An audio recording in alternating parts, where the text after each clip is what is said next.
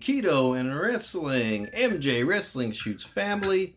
MATTROISE here with another live stream tonight of Dark Side of the Ring. Tonight, allow me to be your eyes and ears for this broadcast. I'll play the audio, give you my reactions during a commercial break. And tonight, no trivia tonight, guys, so have a great time tonight. Instead, if you have any questions for me, just leave them in the comment section and I will answer as many comments and questions as possible during the commercial breaks. That's awesome, Maroney. See, you're going to surpass Roman one of these days, bro. What's up, Moxley? Yeah, so any questions you guys have? What's up, Rorito? Here we go.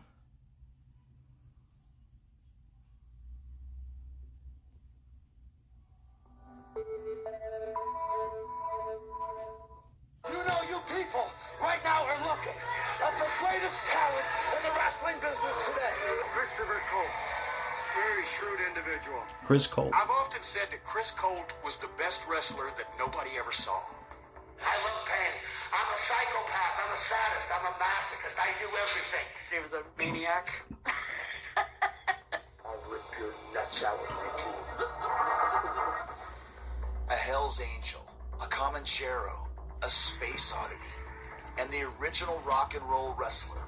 Chris Colt tore up the territories in the 60s, 70s, and 80s, thrilling audiences with unhinged performances and outlandish characters. Seat of his drunk space odyssey.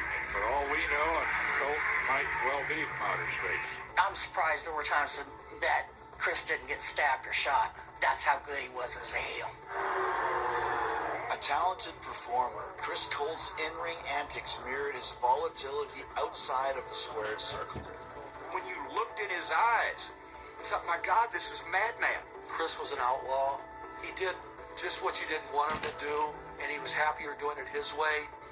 But beneath his psychedelic appearance, a darkness lurked. And Chris's obsession with death was no act. Chris had his own Vietnam War going on in his head.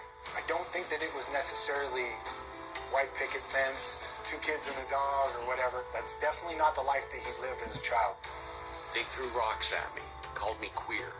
Small towns can be so weird and cruel. Driven by demons and obsessed with death, he became a cult icon and a legend. But who was Chris Colt? Chris's favorite saying is, hey man, I'm a homosexual, I'm a drug addict, and I'm an alcoholic, and I'll match you scar for scar, and you look like a virgin. I mean, Ozzy Osbourne was Mother Teresa next to Chris Colt. I don't know who Chris Colt is, but I'm interested to see who he was. Welcome to my nightmare, the Chris Colt story. Chris Colt stood out from the average wrestler because he wasn't just a rock star, he was the most wild, over-the-top, strung-out rock star that he could possibly be. I'm Jim Cornette. Before I started my 40-plus year career in professional wrestling, as a kid, I was a fan of Chris Colt. Chris was overboard in every facet of life. He wanted to have the most sex, take the most drugs, do the whatever. One time, he gets booked in a cage match. Oh. In Phoenix. What's a cage match for? It's to keep the wrestlers in, right? They tell the fans, no way in, no way out. We're going to settle this. But they didn't count on Chris Colt taking LSD before he got in the cage. So now the match is going on. There's people watching it. Everything's normal. And suddenly, Chris Colt, he starts imagining that there are giant spiders coming over the cage to get him. And you've got to think, what in the world would that be like? You're almost naked in spandex in a ring surrounded by a cage with thousands of people looking at you. And suddenly, the giant spiders arrive.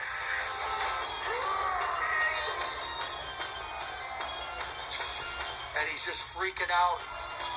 And finally he climbs over the cage and he starts punching people, fans.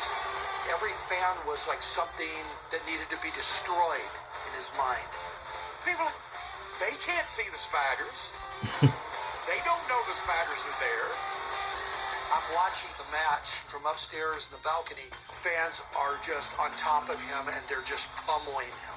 But he was invincible. Chris didn't feel nothing. He was having bottles broke over his head. He's like, ah! He's like a monster.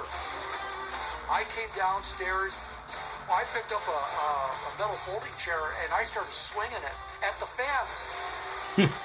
It just became a riot. My name is Bill Anderson, 30-year veteran of pro wrestling. In the summer of 1975, my rookie year, I became a tag team partner for Crazy Chris Colt as Bill Colt. Bill Colt. Cops started arriving, handcuffs going on people. All I smelled was mace. It was in my eyes, and everybody was burning. The world is coming to an end in this arena. And here I am, 18. I drank maybe 2 beers in my entire life, wanting to be a pro wrestler. That's all I cared about. And there's my partner, a bloody mess, drugged out of his mind, beaten up out of his mind. And that's my new partner to start my career. And I'm like, wow, what the hell am I getting into?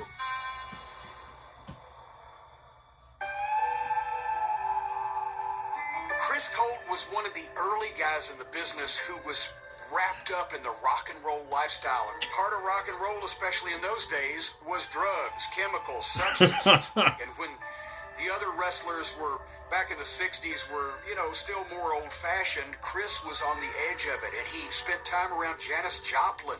He worked as a roadie for Joe Cocker. You've been bodyguard to Joe Cocker twice, and that was fun. So this is the notebook in which Chris Colt started to write what he wanted to become a book. There's about, I think, 100 pages or so here of handwritten notes. Chris Colt telling his own story. My name is Ty Haggard, and Chris Colt was my great uncle. As I read through this stuff, especially as a teenager, it was like, holy cow. Like, some of this stuff is wild. Like, I don't know if this is appropriate for a 13-year-old to be reading. But as I read that stuff, I realized that it was his intentions for his story to get out. I was bored in Phoenix one weekend and decided I wanted to go to San Francisco for the first time, as it was always a dream of mine. All the freedom of the 60s, people getting high, having open sex on bars, streets. It was all open. One night I was walking to Market Street. I noticed a girl sitting on some steps looking lonely, chugging a gallon of wine. I gave her a quick look, said hi, and kept walking. She responded with, "Hey, want to have a drink?" I turned and I said, "Sure." She just smiled. Beyond her smile, I saw sincere, deep eyes. But I also saw tragedy and hurt and pain. Then, as he's on his way to Chris leave Colt. there, he stops at a head shop and sees a poster on the wall and realizes that that's the person that he was talking to, and it was Janis Joplin. And so he went back and asked her, "Why didn't you tell me who you were?" It was Janis She just Joplin. wanted a friend that wasn't there as a beggar or hanger-on, or somebody who only liked her because she was talented or something. And he told her, gave her a hug and told her, "Janis, I will always be your friend." I used to run around with her and get hard, and she's a wild woman. What's about her? Wild over there. What's sweetheart there? Jewelry, chains, clothes, attitude. She left everything on the stage like he left everything in the ring. She was living in the moment. She didn't care about the future, living fast and dying young. That's the path that he figured he'd take. Chris told me, if not once, he told me 500 times, I plan on being dead by 27, just like Janis Joplin. And he did everything he could to be there. Born Charles Fay Harris in Idaho in 1946 and raised in the small town of Drain, Oregon, Chris's chaotic upbringing set the tone for the rest of his life. Monday through Friday, it was a very loving home. They had everything they wanted and needed. They had clothes, they had money, they had food. It's when they started drinking on the weekends that everything blew up. My grandparents drank a lot, and I've heard stories that on weekends they would stop and get a case of half gallons of whiskey. They would get drunk and have brawls, and the kids were all involved, and it got really brutal. My name's Rhonda Rondo, and I am Chris Colt's niece. My mother was his sister.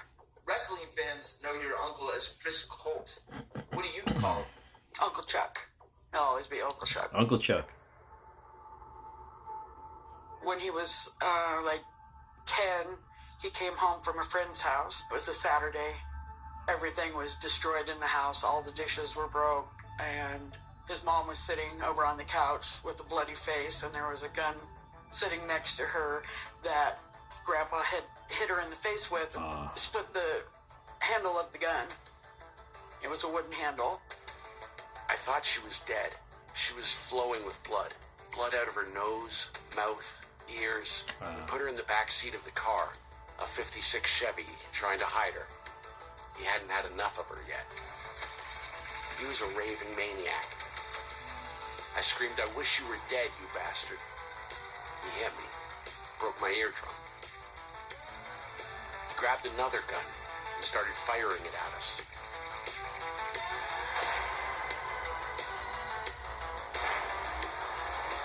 Damn. Sis was now behind the wheel, successfully driving down an old dirt road, making our escape to the highway. I think by that time, my Uncle Chuck was like, "Oh my God, I gotta get out of here." Some weekends, there was professional wrestling in the area. My mother and my Uncle Chuck, they would drive to Roseburg, which was closest big town, for him to watch wrestling matches. He just fell in love with it, and that's all he ever wanted to do. One day in high school, Drain High, we were having an orientation class, and the question came up, what are we going to do with our lives? My turn came, and I said, professional wrestler. The class laughed. It hurt me. So my uncle went out for the wrestling team in high school, and he made the team. He was really excited about it, and then decided that he needed to stand out a little bit, and bleached his hair blonde. I wanted to look like somebody else, you know, like nobody bleaches their hair in wrestling school. The wrestling team in school, in town. Like, kind of just rebel. They kicked him off the wrestling team, kicked him out of school. He got rocks thrown at him. And so I think that in his mind, he was like, I'm going to show them. I'm going to make it.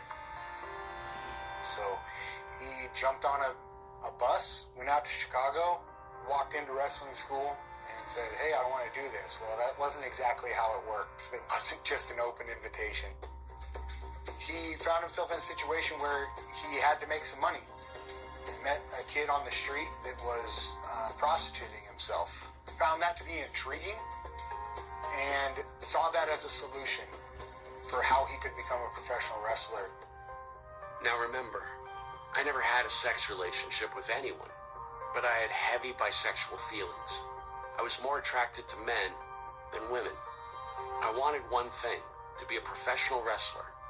So with nothing to lose, I hit the streets for the first time in my life. I was scared, but it was survival.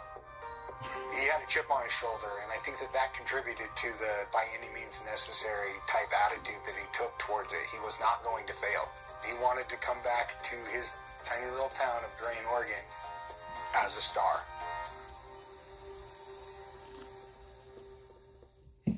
Wow. Well, I don't know anything about Chris Colt, but it seems like an interesting story. All right, let's see what amazing questions we have here.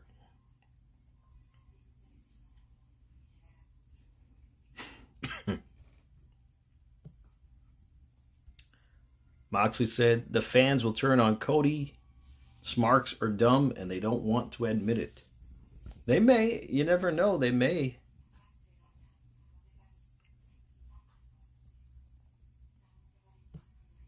Michael Maroney's been champ for 894 days.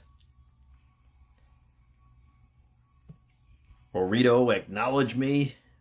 He won. He was the big winner on Sunday. Here's Jacob. It was great meeting you too, Jacob.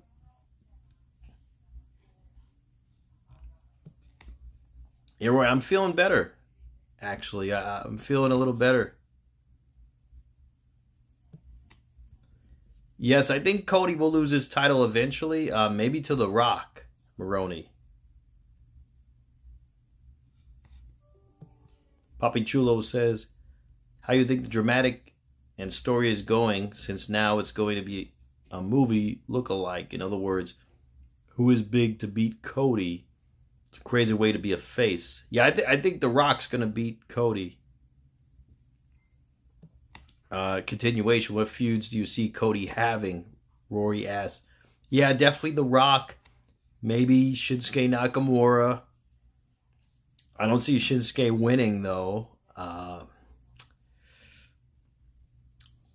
Perhaps Drew McIntyre.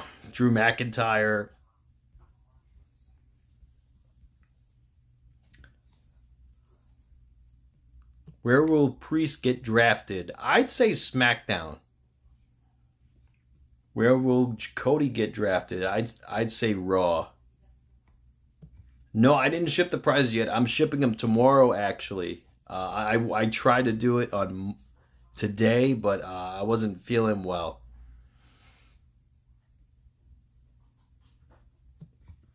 Not yet, Rory, but I'm sure we will soon. Moxley says the fans will turn on Cody. They're all fickle. Is that a favorite of the year anymore? It's possible.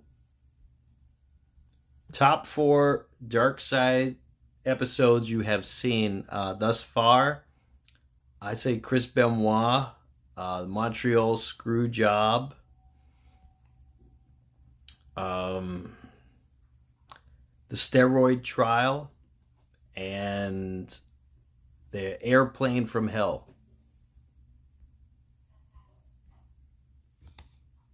Who is your Mount Rushmore of the page?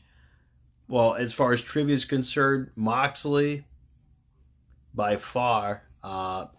You're on that Rushmore's too, Rory. By night, Charles Harris begins his wrestling career with a variety of ring names. Mike Bleasy, the Magnificent Chevier, and finally, we'll continue on, Chris guys. Colt. Colt magazine was, at the time, one of the early underground gay publications, and that's where he got the name Chris Colt from. I was to go into the Army in 1966, and I said, Chris, gee, you're going to be drafted pretty soon, too. And he said, no, I'm disqualified. And I said, disqualified? Yeah, I checked out. I like boys. Oh. So, say la vie. My name is Tom Burke. I'm a wrestling collector and historian. I've been friends with Chris Colt since we were teenagers. It was a different world. It was a different world. And that was my first contact with a person coming out in that sense. I don't know that it was a big coming out party. The challenges that must have presented him in the wrestling world at the time that he was doing it. There were a lot of gay wrestlers that people didn't know were gay, but the promoters did or the boys did, but the fans didn't know. I'm Princess Victoria. I was half of the Women's World Tag Champions for the WWF. Princess Victoria on the warpath. Another double tomahawk chop. There was one night, and one of the guys came over to me and said, we want you to go over and spend some time with Chris Colt. I said, why?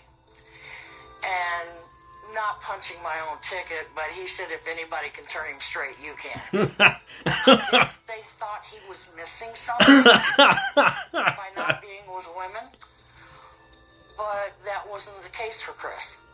One thing I noticed when we were traveling together, and he would talk about the other boys in the circuit, and always had this image in his mind that they were backstabbing him and out to get him. Any territory he was in and out, he'd either have a personal issue or just something would happen, and he'd be gone. The only place that he stayed for any significant portion of his career was the small territory in Arizona. In Arizona, Chris teams with wrestler Ron Dupree and takes the ring name Paul Dupree, tag teaming as the Dupree brothers. It's a formative relationship in Chris's life, professionally and personally. Ron Dupree was my Uncle Chuck's very best friend. They were like very close. I only got to be with him a couple times in life, but he was a very, very nice, kind guy. They were a couple. You know, Ron was older, probably by about maybe 8 years, maybe 10. Their love for the business kind of gelled them together. Chris and Ronnie became lovers. You know, I just never asked a lot of questions along the way, but it was something I understood to be the way it was. I can't imagine it would have been easy to be gay, period, in wrestling in the 50s or 60s, much less to be a gay couple. It was not something that was easily accepted, and it wasn't information that was offered freely. So in a lot of cases, a promoter or a booker or the wrestlers in a particular territory might not even know, and through a number of different gimmicks, they kind of changed their looks and changed their presentation, but they were always together. Weighing in at a combined weight of 450 pounds, the World Tag Team Champions, the California Hells Angels. The California Hells Angels were a chance for them to have a gimmick as a team and sort of bring real life into the thing. The metal, the studs, the Iron Cross, the leather. Well, they sell all that stuff in the Village in New York City. They were so far ahead of their time, nobody even knew what the it was. They said, okay, they're bikers. No, they're gay. Same Taylor. Pushing the limits of what's acceptable to audiences of the era, Chris is determined to become the ultimate villain. Chris was so excited on TV once, and Chris knew how to generate heat. In those days in wrestling, trying to push the envelope either meant you could draw money because people would be shocked and surprised, or you could go too far and get heat, and the whole company could go under in the twinkling of an eye because you thought it would fly, but it wouldn't. Chris was not an anti-American by any means, but he took an American flag and with a lighter and lit it on fire and burned it up. Wow. They went too far, and they got kicked off the television for it. Not the wrestlers, the actual wrestling program got taken off the air. Even in a small territory in Arizona, even 50 years ago, even back in those days on a local television show, even if you were heel wrestlers, it was going a little too far to burn the American flag on television. Yeah. Didn't fly. That's too far. Chris's time in Arizona comes to an abrupt end when his lover, Ron Dupree, suffers a heart attack. Though Ron can no longer wrestle, the two continue their relationship outside of the ring. As Chris searches for a new tag team partner, he ends up in a trio with Bill Anderson and Mike Boyette. Chris had approached me, and he said, I got a proposition for you. And not that proposition, a different proposition. He says, I'd like to have you be Bill Colt, my younger brother. When they came to Tennessee, the team was supposed to be Chris Colt and Mike Boyette with valet Bill Colt. William Colt, the valet, preceding his brother, and he almost got run over. Colt changed outfits, he changed gimmicks because he was so wrapped up in the rock and roll lifestyle, the makeup, the hair he already had, the personal habits he already had. He wanted to create his gimmick being that he is a rock star. Bill, at the time, he has no body weight whatsoever. He just started. So he's a lost ball in high weeds. And if you were going to say, okay, who is the professional wrestler that is using the most mind-altering substances? If you weren't pointing at Chris Colt, you'd be pointing at Mike Boyette. So this team was destined for disaster to begin with. One night we left Johnson City. I'm driving. Mike Boyette's in the passenger seat. Chris is in the back seat. He's getting high just like he wants, living the Janis Joplin, Joe Cocker life. And all of a sudden, I feel a punch to the side of my head. And I was like looking in the mirror. I'm like, what are you doing? He says, you. And then he reached up with his right hand grabbed Mike's hair and yanked it, pulled him back. Then Chris reached up with his other hand and grabbed my hair, and he's pulling me. And Mike just said, "Stop the car. Stop the car." What I learned, Mike is nobody to F with. He was a Vietnam veteran. He was a world judo champion. Ooh. He was a very tough, legitimate guy. So we pull over. Chris gets out of the car, walks around to my side, boom, as hard as he could, punches me in the face. Then he walked back over to Boyette, did the same thing. Mike says, "This is your warning. One more time, and I'll kill you." Chris went to swing. Mike blocked him, hooked him in a front face lock, and just cinched on it. And Chris just went limp. Wow. Mike just dropped him. Chris is laying right beside the car.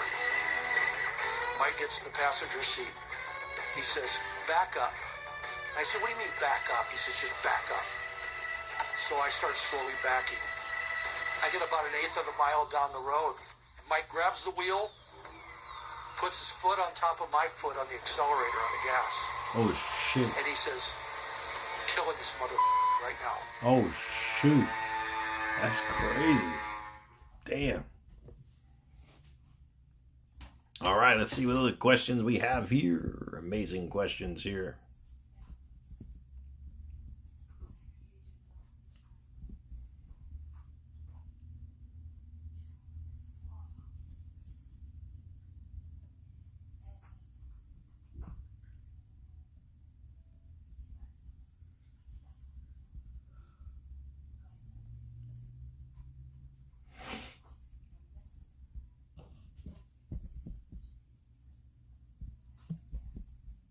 Or he has thoughts on the Marks wanting to put a cap on donations. Yeah, I wouldn't want to do that. So.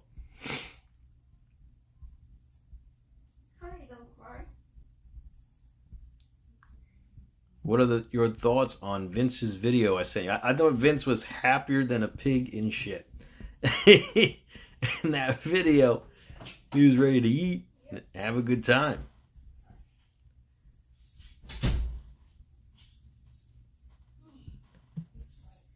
I'll definitely do a toast at the end of the stream to acknowledge the global champ from Sunday. Absolutely, Rory. What's up, Lewis? What's up, Gary Light?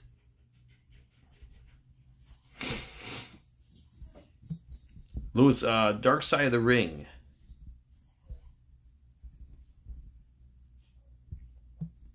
WrestleMania 40 on DVD. They probably will eventually.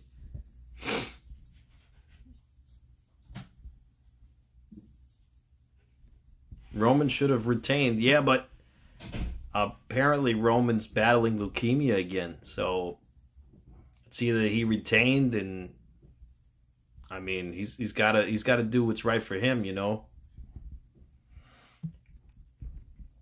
Rory, no, I didn't expect a big donation like that. In fact, I never got such a large donation like that before. But thank you so much, bro. Tell your father I said thank you too, bro. I appreciate it. That's awesome, Marodi. You get a lot of money? That's great, bro.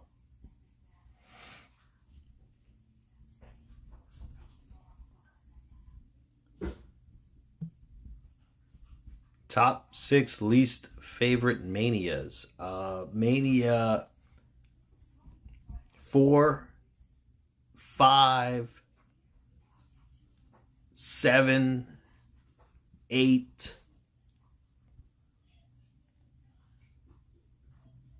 15, and 31. No, not 31. 32. 32. I like 31.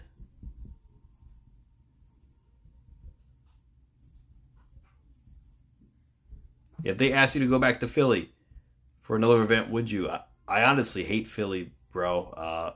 Food is terrible. The weather's terrible. It's a scuzzy area. I couldn't wait to go back to New York. It's a terrible area. I hate it. I hate Philly. Maybe I'll go back for like overnight or something. But no staying 5 nights? Hell no. All right, we're back. Violent behavior comes to a head as he's tossed onto a highway and stares down a car speeding in his direction. Mike says, we're putting an end to this shit. It's never going to happen again, ever. It's the headlights getting brighter, Yeah, brighter, and brighter, and brighter on Chris's body. And at the last second, I hit Mike's arm just to the side, and I turned the wheel. I says, Mike, we can't kill this guy. We can't kill him. We can't do this. And Mike says, that mother deserved to die. He says, leave him, leave him. I honestly did not really overanalyze the story in my mind until many years later that I could have been in prison the rest of my life for murder. Yeah. The cops could have easily arrested me and said, you purposely ran this guy over, first-degree murder. Could have been death. Easily. Mm-hmm. Bill Anderson and Mike Boyette leave Chris for dead on the side of the Southern Road. But the next day, when Bill makes his way home to his Nashville apartment, a surprise is waiting for him. Oh. Open the apartment door, look in, and Chris is sitting at our dining room table, and he's just big smile comes on his face. Come on in, sit down, sit down, sit down, sit down. And I'm like, looking at Chris, never saying a word, like, oh, I'm back to being a brother, maybe a friend again. I don't know what's going on. He says, we're getting rid of Boyette. And that was the end of Boyette. We were leaving Tennessee as a tag team, going to wrestle in Seattle. Before I could even get off the plane, Chris was already off the plane and sitting in a bar. Remember it just like yesterday. Remember him sitting there with a drink in front of him? And that's my last visual of Chris. And I hadn't made up my mind exactly what to do until right then. And I said, this is it. I can't do this anymore. And I just walked away.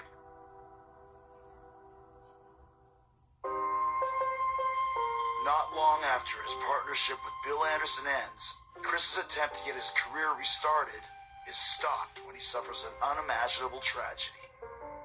It was in Washington State at a small show that Ron Dupree had ring announced at, and he had a heart attack at ringside in front of all the people. They called an ambulance. Chris rode with Ron in the ambulance to the hospital, and Ron died on the way, right in front of Chris. He witnessed the whole thing.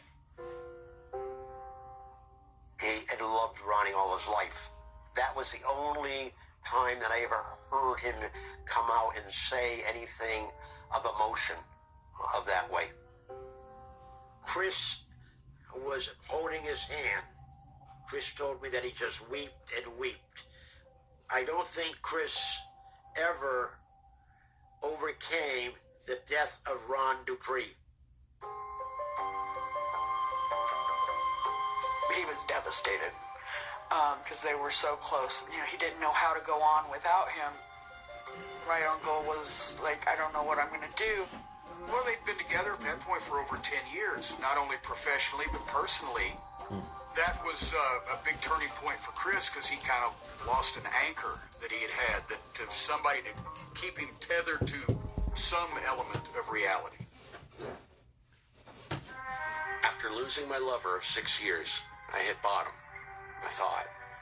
The bottom under the bottom came later. More dope was yet to come. More fixes were to be made. More hearts were to be broken. Mainly mine. And he just metamorphosized himself to fit whatever mood he was in at the time. This is where he decides he's not just going to be called Chris Colt. Now he's the Chris Colt Experience. The Chris Colt Experience. The referee, Joe Golliff. Welcome to my breakdown. And he uses Alice Cooper's Welcome to My Nightmare as his entrance music. What he did in that period of time was invent modern entrance music in wrestling. Wow. He saw the tie-in that it could have with the fans to set a tone. Definitely a pitch black, dark, psychedelic edge to it because that's where he was in his mind space. I will not be responsible for hurting, crippling, putting anybody in the hospital that I wrestle up against right now, man. He'd make you hate him. My name's Edward Juvenetti. I wrestled for 35 years as Moondog Ed Moretti. Idaho, Moondog Moretti. Back then, you didn't have people like that. He would shock people. He would scare people. He's bizarrety at its best. He was so bizarre, he got banned in England from wrestling on TV. They called him the vampire. They couldn't take how he was. He was just too bizarre. He scared people, and he was just being Chris. When you look at the picture of Chris in his younger years, he's a good-looking guy.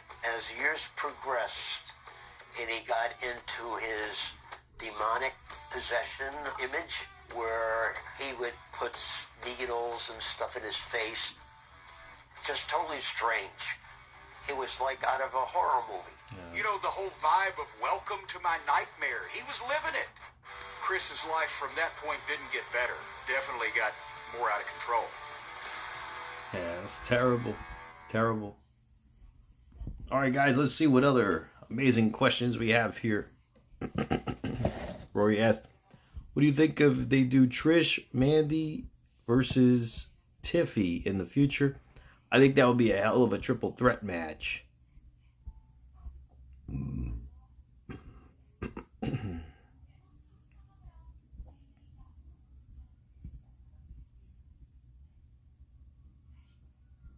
Are Boots and Sarah getting a cut? No.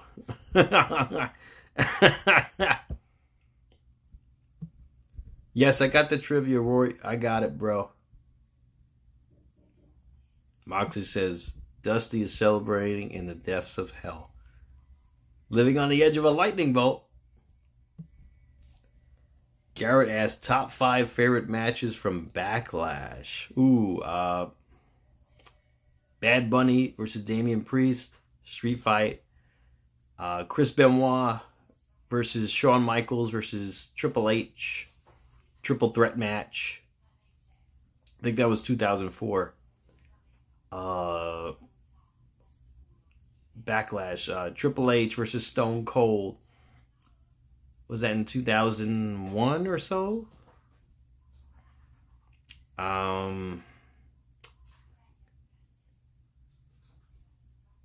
The Undertaker.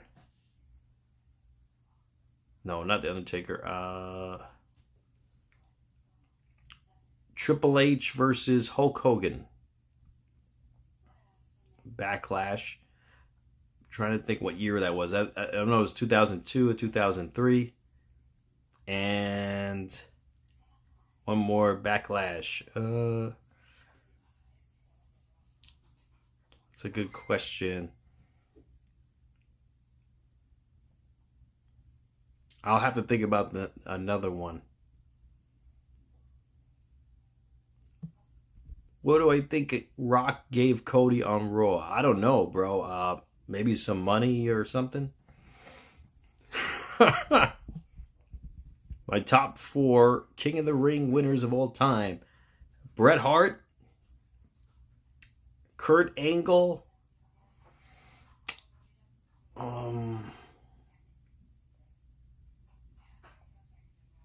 Who else?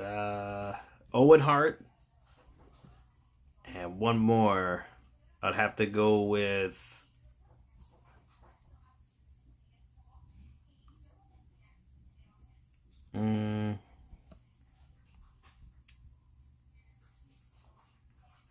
Let me think here.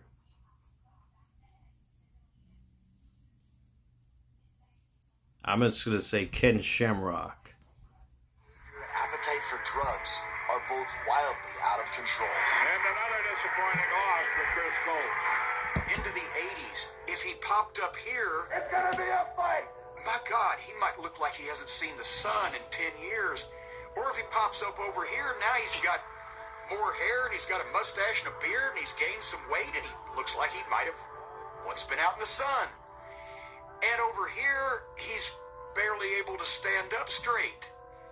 And promoters kind of got tired of, you know, is Chris going to show up, or, you know, and if he does, what shape is he going to be in. From Germany, 220. Several years later, he's in Alabama as Chris Colt, and he's a Nazi.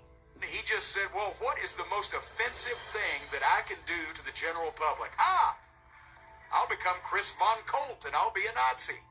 Nazis were big in wrestling in the 50s and 60s to get all the heat because they were heels. Because it was after World War II. When you get to 1987, he just wanted to be a Nazi, just to piss people off. I think it was desperation, maybe. Trying to find heat, you know. His reputation was getting tarnished left and right. Probably because, you know, at that time, I think he was getting too absorbed into drugs. Chris Colt started doing cocaine, and I think that was the beginning of the turning point. Then from there, it switched to crystal meth. I think that's where it got really dark, and that's where the desperation came in. By the late 1980s, Chris Colt's wrestling career dries up, due in part to his mounting substance abuse issues. After alienating most of his friends and allies, he fades into obscurity. He was done wrestling. He has no income. And so he gets this idea that he'll start busting drug houses. I would go on 6 and 7 days up. By the way, now I'm addicted to crystal meth. Speed. Not like the cocaine a few years ago. I'm clean from coke. I just switched drugs, a more dangerous one. One where you require no sleep, no food. I'm in a dope house in Hollywood in the Silver Lake area, one of the biggest dope houses around. It took me 4 buys just to get in. I walk in, confident, and place my order for an 8-ball. As soon as the dealer shows me, I flash my badge so fast they don't check it, and say, "You're all under arrest. I work for LAPD undercover." I tell them the house is surrounded by police cars. I catch them off guard. Take the dope and run.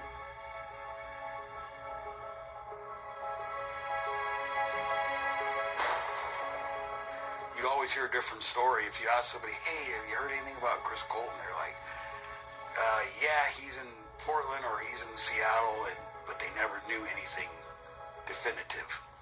That's what kind of said about this mystique about Chris Colt today with the modern generation, because he has a 20-year career with the most amazing ups and downs and all kinds of outlandish behavior, and then disappears off the face of the earth. But, I mean, you could have said, oh, he's become an international double-knot spy or an astronaut. It would have been equally as believable, because his whole life was insane.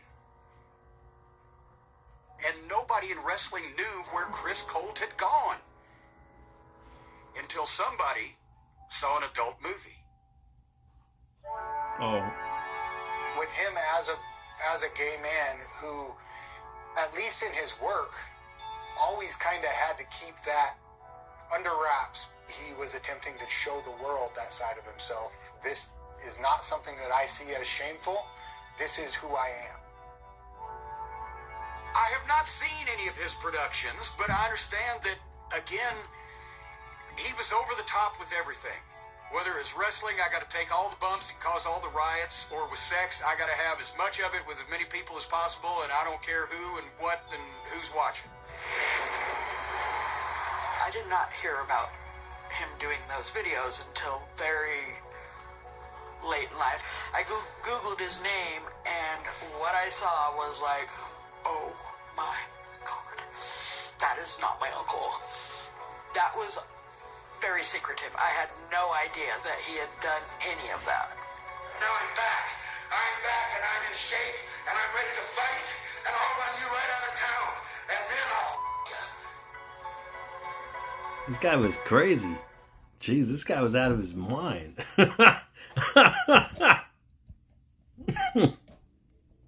Rory asks, what made me give away a belt at WrestleMania 40? It was actually Robert's idea. And I said, you know what? It's a good idea. So I followed through with it, and yeah, I thought it was a great idea.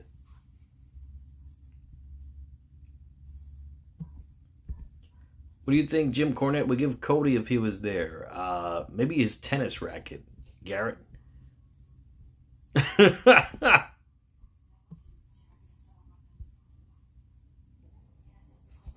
Yeah, Mark's. Oh, it was Rosie's birthday? I didn't know that. Wow, that's really messed up.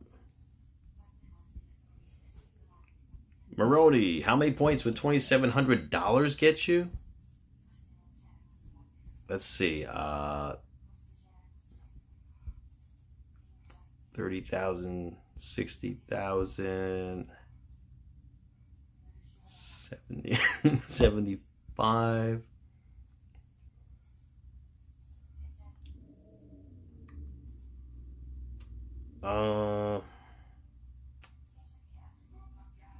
I think 91,000 points, Marody.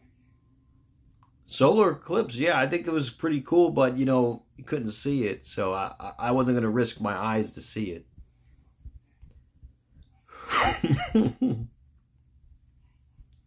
Moxley thinks WrestleMania 4 was the worst WrestleMania ever. I'll definitely say I don't think it was the best. Yeah, Eric, yeah, Philly made me sick, bro. Even the water was terrible. Philly's a trash town.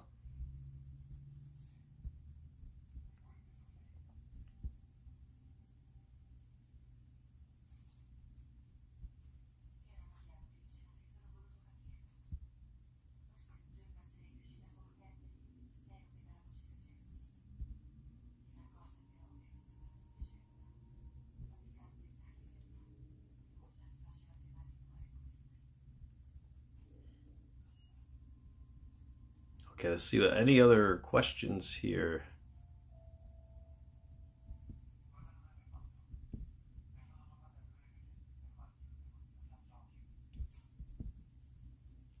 Eric says, "What did The Rock hand Cody?" Like I said, maybe some money. Yeah, I think there's big news. Vegas, Canada, and London. What's up, Z?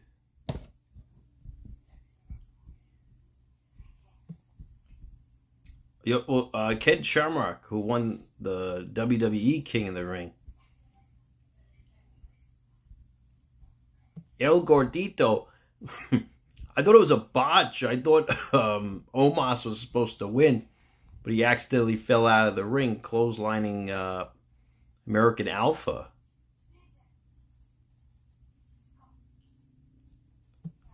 Yeah, I'm looking forward to hearing about this and watching this too. Perry himself as an adult and Punk film footage. Shocking many from his past. Chris was a dream to work with. I sat him down in front of the camera, and as soon as I turned the camera on and yelled action, Charles Harris turned into Chris Colt. The same way that Norma Jean Baker turned into Marilyn Monroe. I'm Jack Fritcher. I've been a writer and a university professor teaching film and literature and pop culture, the editor of Drummer Magazine, and I've written 20 books and shot 150 videos. Wow. Well, Chris had been reading my writing in Drummer for years, and he liked my Palm Drive Video movies because Palm Drive Video's tagline was masculine videos for men who like men masculine. In 1987, Drummer had a cover featuring the Barbarian Brothers. They were actors and bodybuilders, but their gimmick was acting like pro wrestlers. And shortly thereafter that, Chris contacted me about shooting a video, and we set it all up. He came here and stayed for a week. How old were you? You were 17 when you started. What year was that? 1921. 1921. During the San Francisco. I was 4 years old. Palm Drive Video was like the USO entertaining the American troops during the war. Palm Drive entertained gay men during the 1980s. We specialized in solo videos. That is one actor talking to the viewer through the camera lens. Chris Colt's heat was in his person, in his face, and the way he related directly to the camera. Yeah, I'm a street fighter. I'm the original rock and roll wrestler. The original Hell's Angel of wrestling. Chris knew also that I was not going to give him a script. He could let it all hang out and be as crude and honest and open and vulgar even as he wanted to be. You want a wrestler, Dick? A real man, a professional wrestler, Dick? I am the king of wrestling. He said one of the greatest powers he ever felt in his life was walking into a ring and making 10,000 fans scream. The way he made 10,000 fans scream, he put that energy into the camera to make the viewer come.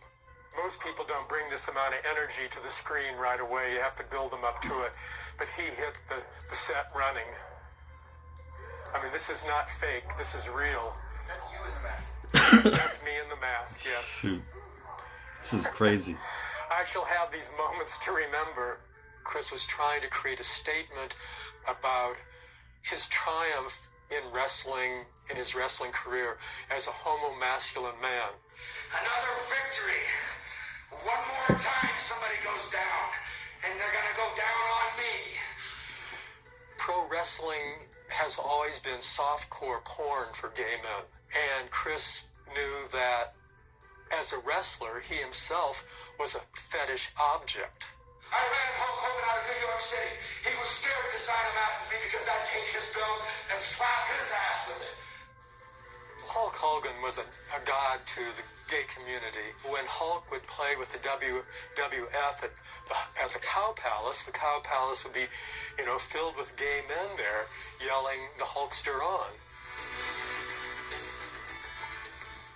Because to them, he was a strong, powerful, well-built, healthy-looking man.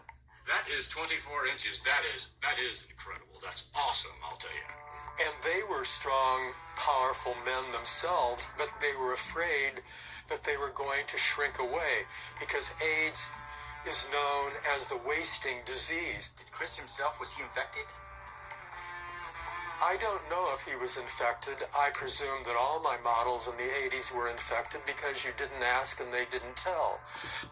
And I made sure that everything on set was very sterile and sanitized. And there was no discussion of that.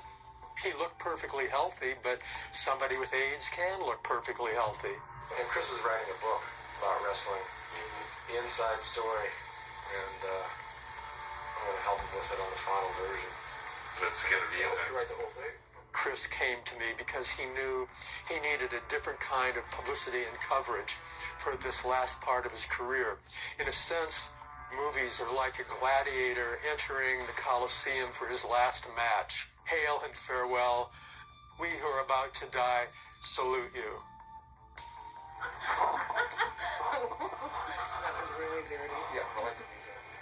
He had hoped to have an extra act by being a trainer and a coach, but that never happened. Yeah, this story is getting wilder.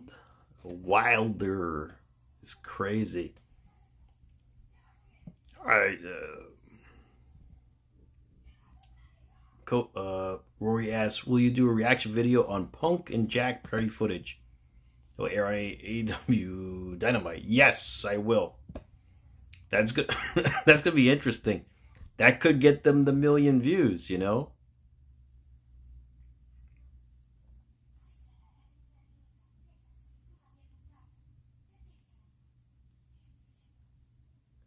Any other questions? Let's see. Rory asks, will I be streaming international shows? It depends if it's at a decent hour, because I'm not doing 5 a.m. again. That was ridiculous. 5 a.m. That was crazy.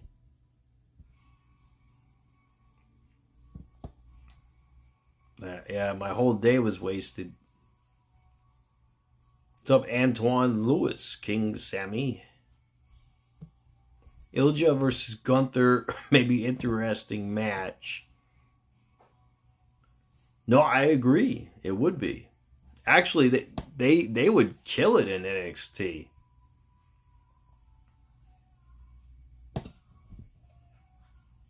Mike Harper says 666 days in IC champ.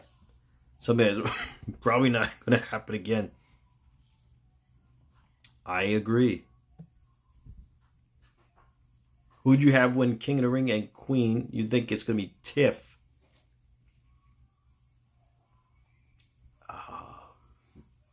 Perhaps...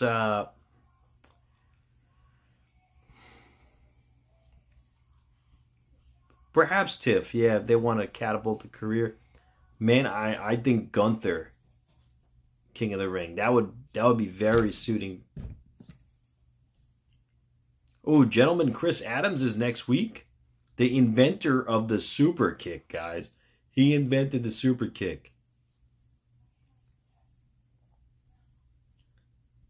Oh, I hope they do bring back the European title. They said they were going to hit that. They were going to bring back a title. What's up? From Russia, Katnuku.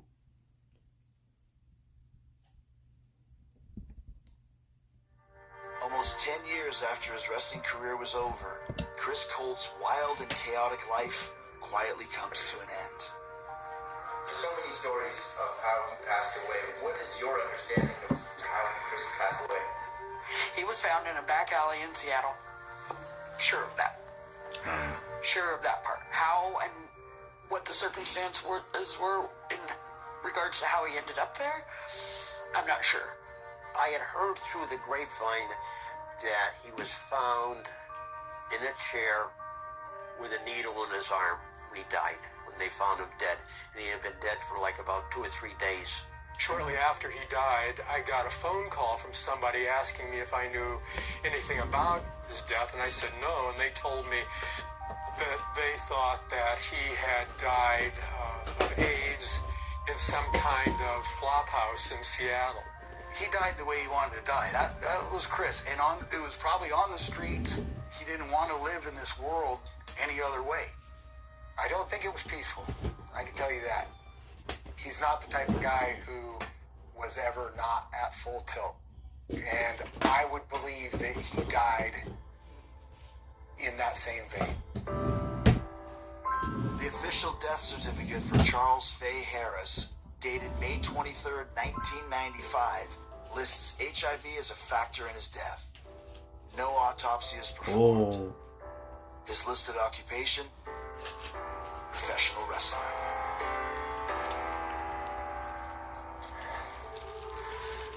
Been a lot of years to try to make it here. That's why this means so much. He lived his life the way he wanted to live it. He lived a rock star lifestyle, and that's the way he would have wanted it. I mean, if he would do it over again, he would have done it the same way. He died too young, although it's what he wanted, honestly. If he had it his way, it would have been 27, but at 49, his body succumbed, and I can only just say I'm really sorry that he's gone, and I wish he was here. He was the first at so many things, and he was so good at what he did. The way that he could work, the way that he could bump, the way that he could get heat from the crowd, the way that he could talk on promos. He was decades ahead of his time, and his talents would be in the upper 20% of anybody in the business today.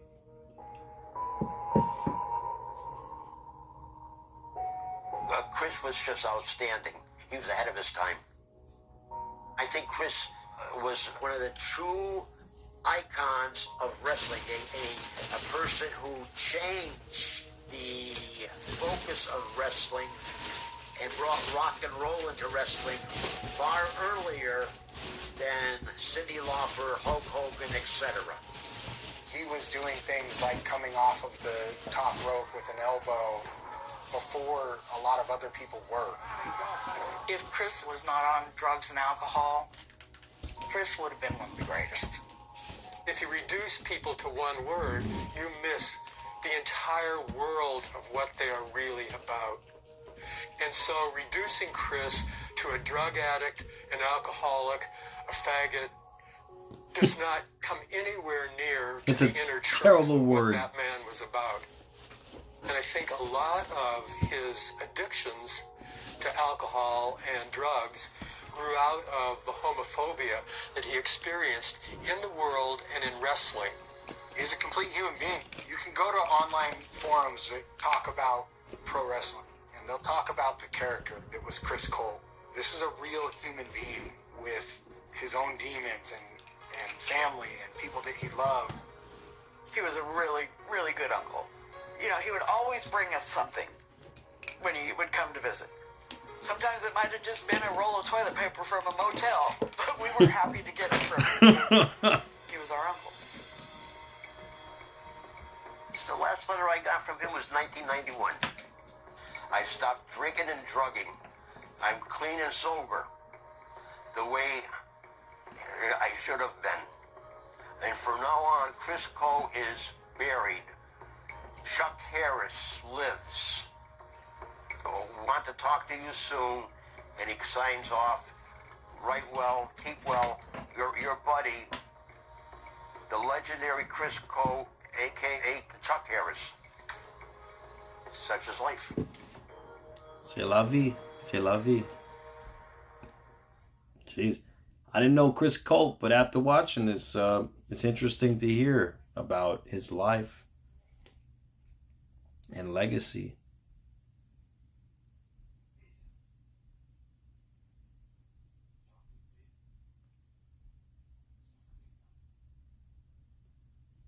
Okay, see other questions here. Burrito asks, what pops did they have for sale in Philly? They had a few pops up that I haven't seen before. Like they had the Hurricane. It was like a new collection of pops, but nothing special. They had Hall of Fame pops too. Yeah, I'm gonna show you guys the Philly mini belts. In fact, I'm gonna do a review video for them. Oh yeah, next pay-per-view I want to do a giveaway, a mystery prize. I may do so in the future as well.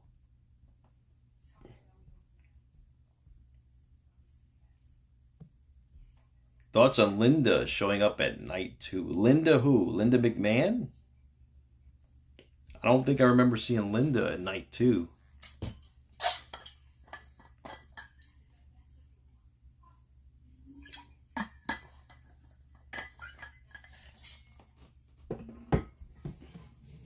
Garrett, top 5 Money in the Bank winners: CM Punk, RVD, Edge, the Rated R Superstar,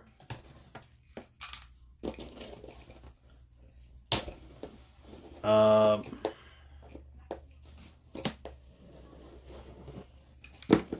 me see who else. Seth Rollins. Definitely Seth Rollins. And Damian Priest. Oh, she was backstage. Oh, okay. They had the whole Kane Hall of Fame pop and Undertaker Hall of Fame pop and the Ultimate Warrior. So this is the WrestleMania 40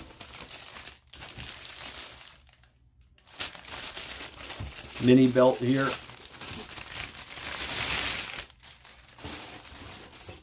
This is one of them.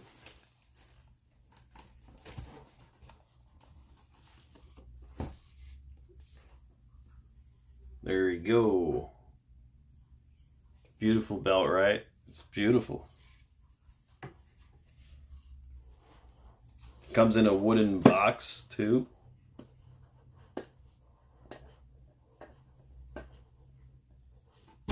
Yes, this is a cool belt.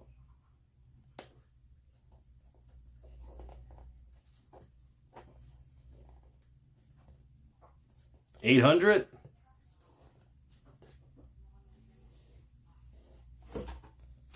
I mean, yeah, it's a nice belt. I'm going to show you the other belt too.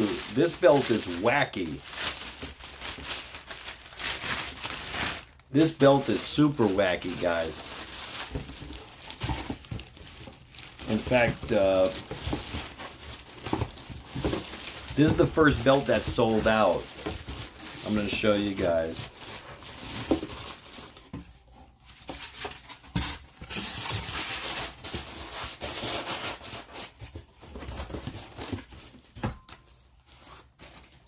This belt right here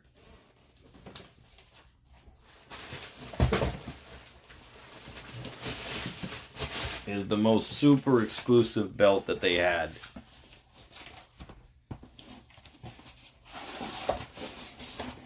Nameplate? No, it doesn't come with a nameplate, Rory. Yeah, it just comes the way it is. I mean, you could write your name in on it. How much was that belt? It was $175 at the shop. This is the other belt here. This is the Philly cheesesteak belt. The Philly cheesesteak belt. This is a this was sold out within hours. This is the most limited belt that they had right here. This one. So looks like a Philly cheesesteak. See. And there you go. Yeah, it's beautiful, right? This one's the most exclusive belt. And yeah, it looks like a Philly cheesesteak. Looks cool, right? This one was for $250. This one was for $250. This one sold out within hours. This one sold out. Actually, I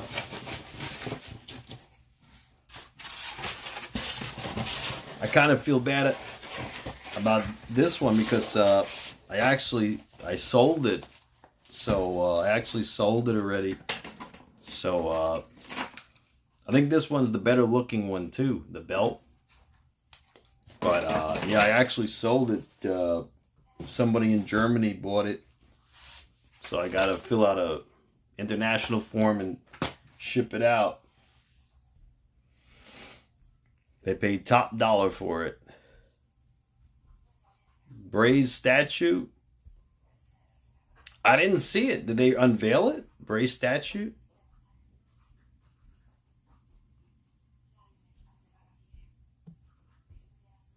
Edge, Punk, Randy, Seth, and Baron Corbin.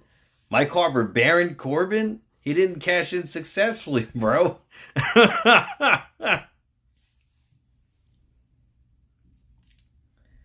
But hey, it's okay. To each its own. It's okay. But yeah, I just sold that. Actually, I'm gonna do a review video for it. But yeah, actually looking at that belt, I feel bad that I sold it. But it's okay. It was meant to be. It was meant to be. What's up, Flapjack?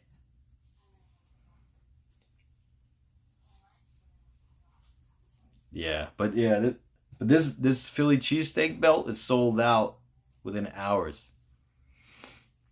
Well, all right, guys, I want to thank you so much for joining me tonight. I hope you all be safe and be well, each and every one of you guys. And I'll catch you guys next time on the live stream. Enjoy your evening. And I got to package up the prizes. I got to get everything going for tomorrow. So I'm going to ship everything out tomorrow, guys. I like the comments. I like the questions. We'll continue the questions next stream, guys. Have a great night, guys. MATTROISE signing out. Be safe, be well, guys. The toast. The toast. Oh, everybody, join me in unison. We're going to toast Rorito for becoming the the global trivia champion at WrestleMania. Congratulations to Rorito. Everybody join me in a toast for Rorito.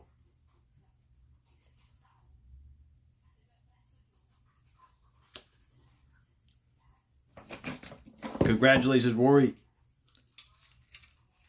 Keep doing your thing, bro. And thank you for everything. Good night, Maroni. Good night, everybody. Good night, Rorito, Moxley, Garrett, Mike Harper, everybody. Good night, guys. MATTROISE signing out. Be safe, be well, guys. Great seeing you guys.